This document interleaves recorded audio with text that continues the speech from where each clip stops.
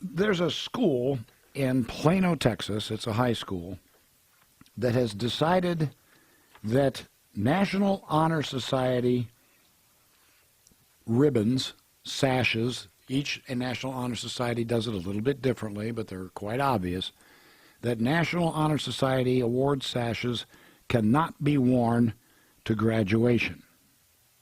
As a matter of fact, graduates may not wear any club or organizational regalia because they single out students as achievers.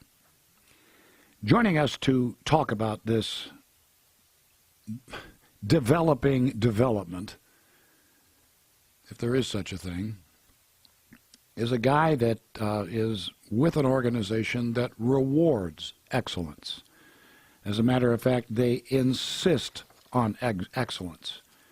It's the Zig Ziglar International organization, and the motto of this achieving group was something that was said by Zig Ziglar many years ago, and it's very apropos. You can have everything in life you want if you just help enough people get what they want.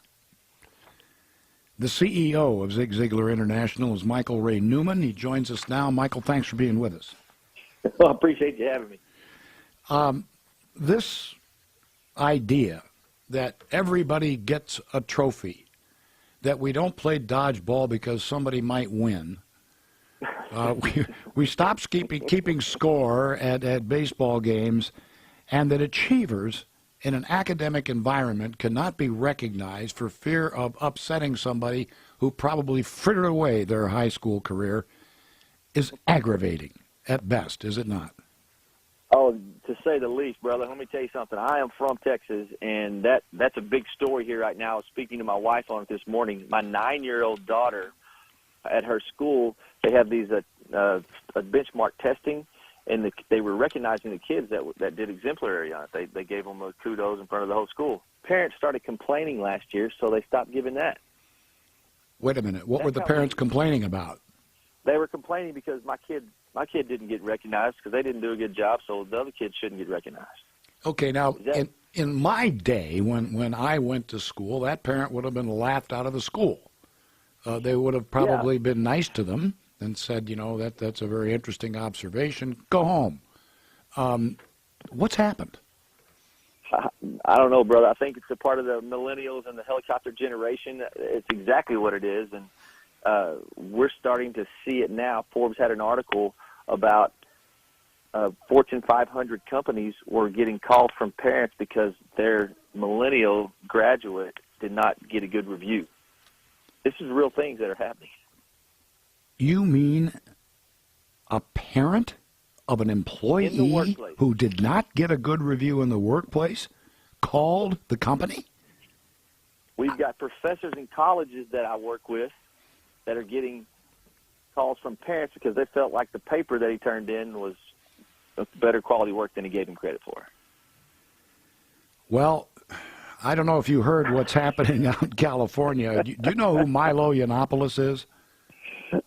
Yeah, I've heard the name. Yes, okay, sir. Milo is the IT guy for Breitbart News, and he appears on college campuses, and people faint. They have attacks. They go into palsy. They go, convulsions and everything else because they can't stand what he's saying. It makes them feel unsafe. The Republicans at there's a campus Republican group at, I believe it's California State at Irvine, where he's going to be speaking next week. He's going to be passing out pacifiers, baby pacifiers, to all the people who want to get into the safe zone that they're creating when Milo comes to campus. What in the world is going on? What are these kids going to do? And what are we going to do with things like the Olympic Games?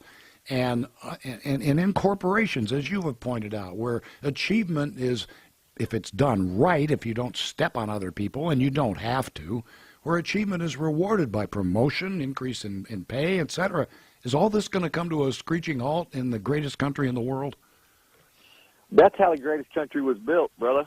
And it will not come to a halt, and it cannot come to a halt. But that is the fear. And let me tell you something: the speaking and training industry in the United States is a $70 billion industry, and it's up 20% over last year.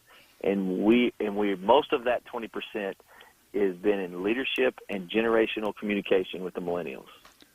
Because this year, in January, for the first time, there's more millennials in the workplace than baby boomers.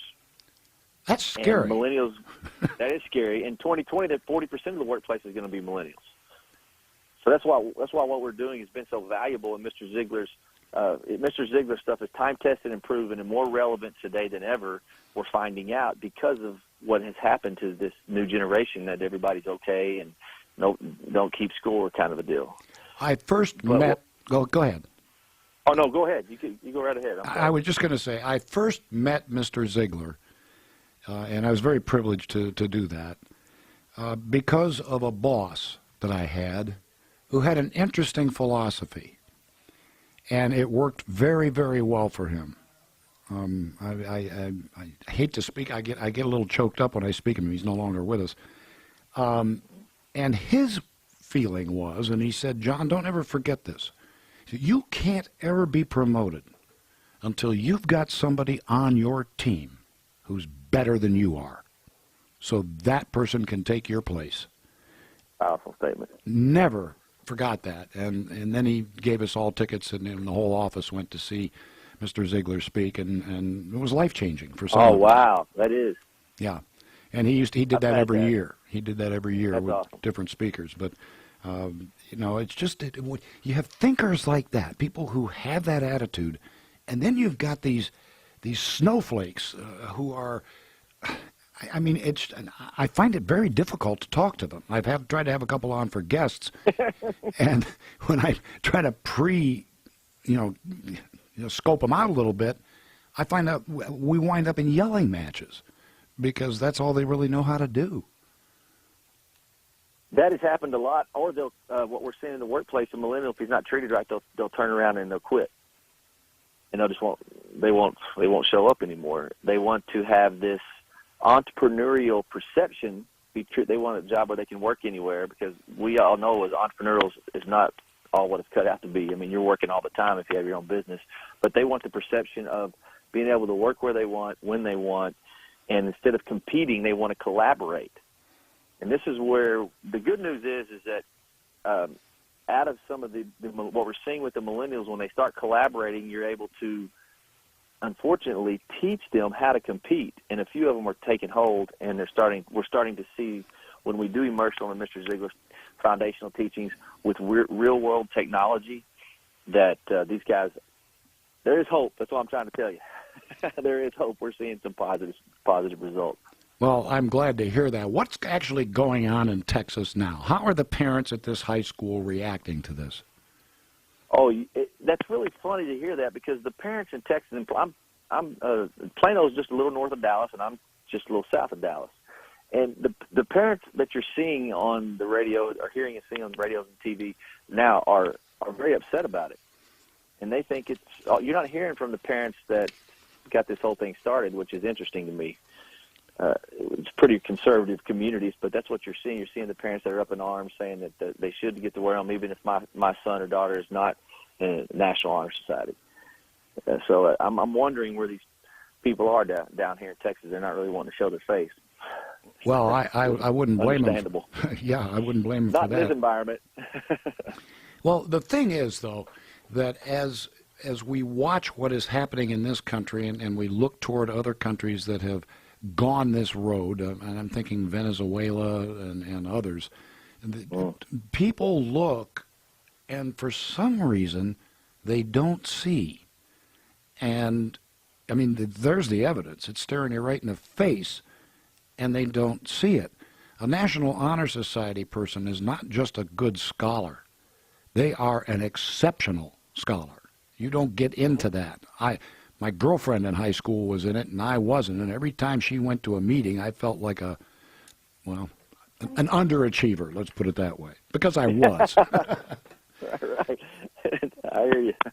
But when you take that out of the workplace, you take it out of the school, the next obvious target is sports, because the left hates sports. Even though all the commentators on the major networks, sports commentators are all left-wingers, they really don't like doing it, I don't think. They don't like the fact that somebody wins or that somebody that could get hurt and somebody could willingly go out there and compete knowing full well that they could become injured. And it's changing the whole dynamic of everything that we do. And rather than appear like some sort of wild-eyed maniac, how do we, as clear-thinking people at least, counter this, in your opinion? Well, I heard somebody literally say this to me. They said, I don't want to spend a lot of money training my people because they'll just leave me. And I said, what if you don't train them and they stay? Competition is how we judge ourselves. That's where our benchmark is. We find out where we are, and our parents have taught us, and even us as parents, I have a couple of millennials, I have taught them, you have to have goals. And here's the problem with it's kind of our fault, because your millennial has seen a lot of parents, single-family homes. They see their parents work 60 hours a week, and at some point that parent looks at them and just says, you don't have to do this. You can do better. We all wanted to do better, give our kids more than our parents gave us, right? But now that's not what the parents want. But here's the mistake that we made. We didn't teach our kids how to do it. They don't know how to set goals. They don't know how to fall down, because the reason that I've been successful, and anybody will tell you this, is because of the failures and black eyes. That's how we learn. With this helicopter generation, the way it is right now, these parents will not let their kids fall. They say, don't climb that tree because you're going to get hurt. Well, I let my son, I said, don't climb that tree, you might fall. It may not be a good decision. I watch him climb the tree, then he falls. I let him. I know he's going to. That does a couple of things. And this is exactly what we're teaching in the workplace, and I use this exact example. When he falls, hurts his knee, he's vulnerable, he's hurt, and he knows he's wrong. I'm over there putting the Band-Aid on. Who am I now? I'm the hero, right? And that's a real, true coachable moment. So it's really old-fashioned, just like my granny said, give them enough rope to hang themselves, and before they do get tangled up, just kind of, now you know where the benchmark is. Now you know your failure point. Then you coach to that. Pull the white gloves out. Inspect what you expect. Those are the tough things that, as CEOs and managers now, unfortunately, we're having to do that for the millennials and the new generation coming into the workplace, because they didn't get a lot of that at home sometimes. But what we are finding is when we do treat them with collaboration and the technology pieces and the new knowledge they have, it's very valuable. And you let them collaborate, it's kind of a step back.